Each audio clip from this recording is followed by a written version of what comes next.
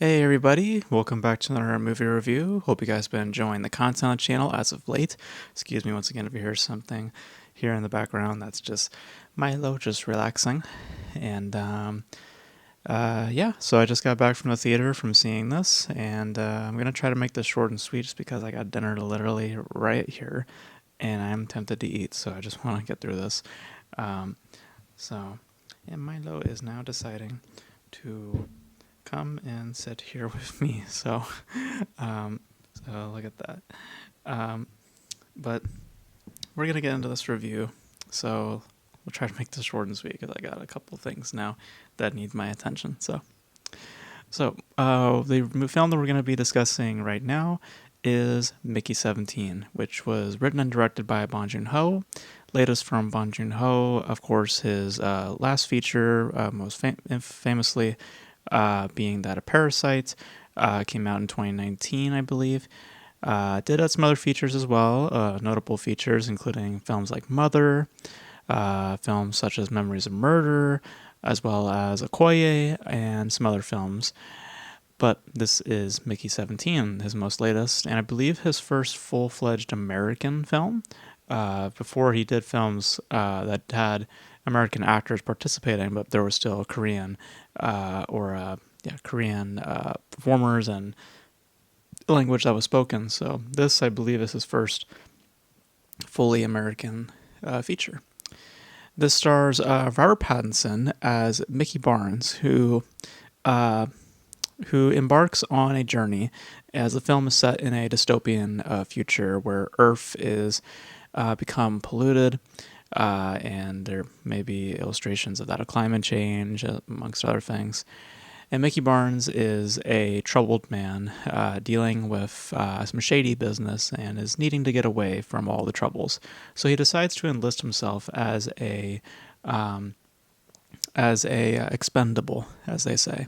And he didn't necessarily read the rule book, so he doesn't necessarily know what he's getting into until he learns that he will actually be participating in some very, very deadly experiments and some deadly adventures that will see him die, and in the process, his body or his conscience will be kept intact, and his literal body will be replicated. So he essentially is that of a product of slavery, and his body just comes in and out, and he goes through all these stages and all these crazy incidents until one day he, being at this stage the 17th clone of himself, he actually survives a very deadly encounter with a species, an alien species, and returns back to the ship of which which they is the new colony is because this whole endeavor also takes place within a ship. So they're the whole like part of the civilization that he is enlisted in is a part of this like big spacecraft, and they're exploring the galaxy, kind of looking for places to colonize and stuff like that. So he returns back after doing an expedition of some kind on the surface of a new planet of which alien species are, survives the attack of these alien species, and returns back and he finds the next clone of himself, Mickey 18, already on and already printed, as they say. And the two of which now are considered multiples, and that is a problem as the captain of the ship, I guess you could say, played by Mark Ruffalo, has made multiples illegal, and they have to they would be both exterminated if they were caught. So they embark on a journey to try to not get caught, and through their conversations and ultimately through their endeavors of trying to escape the political regime, they ultimately discover they may be in fact crucial to saving their own species, as well as potentially forming a new path towards a brighter future for humanity. So from that, it's quite a mouthful, and there's a lot of plotting that definitely takes place within the film, as I've illustrated just from that ramble of a synopsis. Um, and, there is obvious metaphors that the film takes pleasure in, very obvious political metaphors. The film, I believe, takes quite a delight in, specifically in American politics. Mark Ruffalo's character specifically, basically is that of Donald Trump, and I also like that of Stalin. And there's conversations in regards to, in the discussion of cloning and their kind of disposable nature, literally being labeled expendables, that about slavery and that about, cheap labor, so there's a lot of metaphors that relate to hot topic issues. There's discussions of legal immigration. I think I picked up something in regards to abortion, pro-life and all that stuff. So there's a lot of stuff like that the film takes a pleasure in exploring. And ultimately, at its center, what it's choosing to centralize on in terms of a discussion is about slavery. Slavery in two ways. In one, the obvious being that of a slavery towards society, towards a specific government, to a certain regime, political regime, and having to cater to that mentality.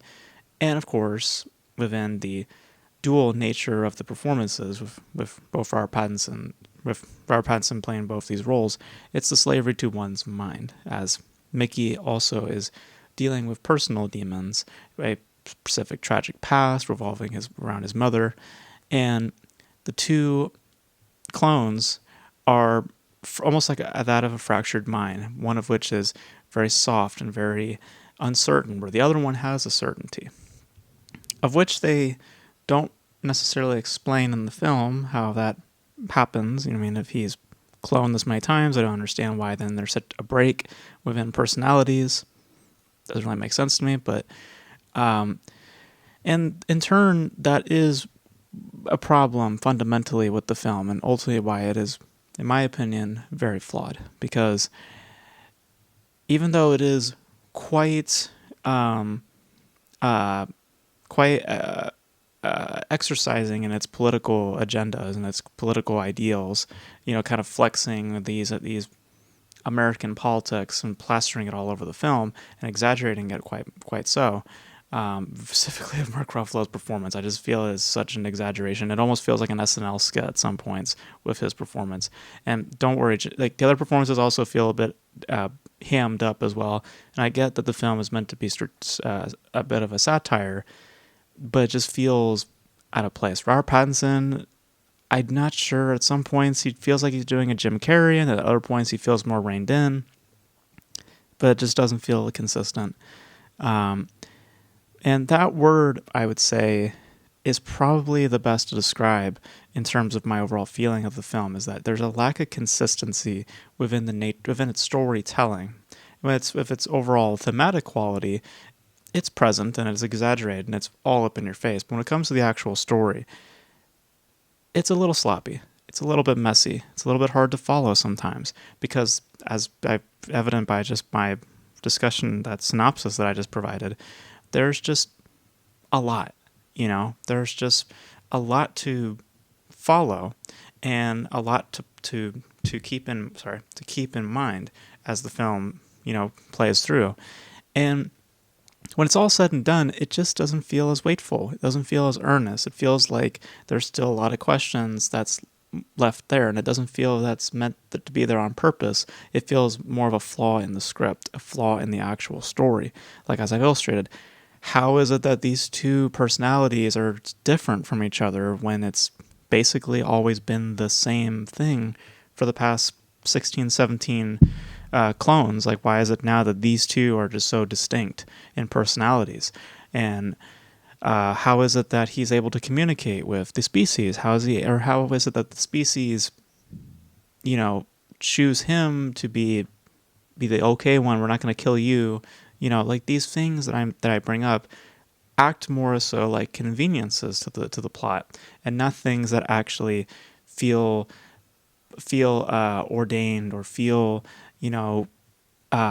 structured. It just all feels convenient, and it doesn't feel like it has a strong grip to a narrative as much as it does to its flexing and thematic ideas within political ideologies and just kind of exaggerating those things, absolutely. If I were to compare the film to anything within Bong Joon-ho's filmography, it would probably be that of Snowpiercer. And Snowpiercer, in my opinion, I think exercises the political aspects a lot better because it actually balances out its commentary with a interesting story, an interesting plot to follow. Whereas with this, it's leaning a lot more on its politics, or leaning a lot more within the showcase of that, and less to do with an actual story that takes place. So I feel fundamentally it's flawed as a story because it's just messy. There's a lot of moving parts, a lot of spinning plates, and a lot of those plates just kind of fall off, and we're left with a few that just don't feel as fleshed out or as significant. And we're left with really a film that is more interested in just presenting a certain view on politics and a certain view on American culture, it seems, in the current landscape of the political landscape. Again, just Mark Ruffalo's character is just so that of Donald Trump. And I think that when it gets away from that, I think that it can become a little bit interesting when it centralizes more on this idea about being a slave to both society and to your own mind. I think then there's some interesting things there. I didn't find it that funny. I get that it's trying to be strategical and stuff like that, but I just don't think that it necessarily works in that aspect. It's just fundamentally, to me, very, very flawed. And it's not a fault to do with specifically that screenplay. I feel it's a fault to do with just flat-out execution. I just feel the problem with Mickey 17 for me is Bong Joon-ho. I just don't think that he got a solid grip to his story as much as he does to his to the thematic ideas, the politics of it. So if you like your films to regurgitate a lot of political stuff, then Mickey 17 might be works for you. But if you like some of a story to also match that, I would recommend then to go see Snowpiercer, because I think Snowpiercer balances that out a lot better compared to something like this, where it leans more the other way than just meeting in the middle. So yeah, it's pretty flawed, especially when I got to the third act. The word that came to mind was sloppy, and it's the word that I still kind of sit with. And I was really tuned out. Just to be honest with you, I just was really tuned out because a lot of its time, it's just seems like it's just kind of talking around and not necessarily moving things along. And that might be more to, as I attributed to the film taking more of a pleasure in its discussion of certain ideologies and politics, and less to do how that reflects the characters and provides them developments in the overall plot and story, further development and interest as well. So there's my thoughts on Mickey 17. I think it's pretty flawed. I don't think it's great. I don't think it's terrible either. I just think it's pretty mediocre. It didn't really do much for me. And I'm not going to sit here and say it was awful, but I just don't think that it was necessarily anything profound or anything creative either, to be honest with you. It just felt pretty flat, fairly boring, but not a complete snooze. So, but you guys know your thoughts on Mickey 17 if you guys have seen it. If you are familiar with Bong Joon-ho's filmography, let me know some of your favorite films of his in the comment section below. And it's not doing well at the box office either, and not surprised. My theater was very silent when it ended. No applause. No one was laughing in my theater, or no real responses of it, really. Just people were just kind of like sitting there like, okay, But you guys know all your thoughts in the comment section below. And that's going to be it for this video, guys. Thank you guys for tuning in. And until then, I will catch you guys in the next video. Bye.